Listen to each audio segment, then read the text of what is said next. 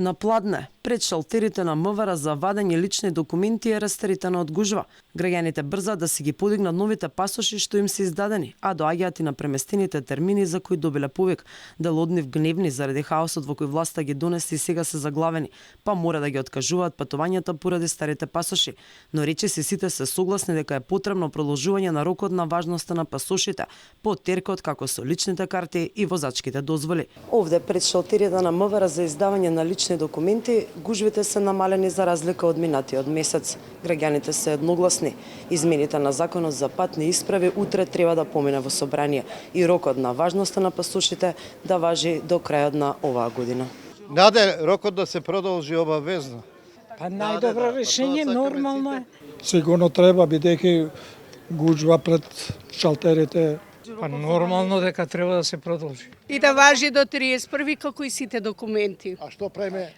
Има многу луѓе, многу гужва. Сметам дека законот мора да помине, затоа што тоа нема никаква врска со договори кои што се ратификувани меѓународни. Треба да се продолжи. Да.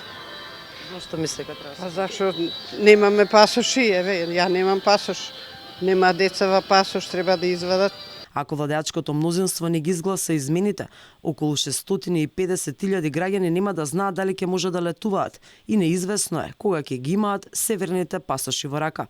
Во меѓувреме, министерот за внатрешни Панче Тошковски прави напори за да се изготвуваат 75.000 пасоши месечно, со што агонијата би завршила за неколку месеци.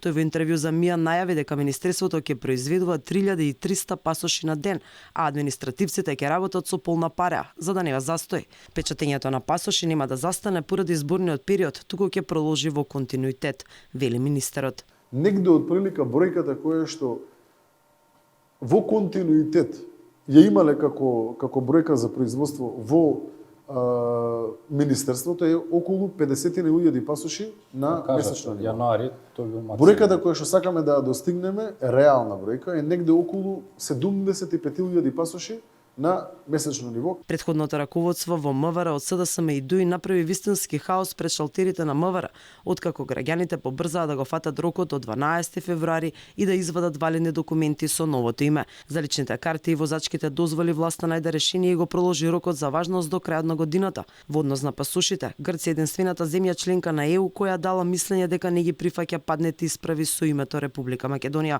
Според последните информации, со старите пасоши ќе може да се патува во Хрватска, Босна и Херцеговина, Србија, Косово и Албанија.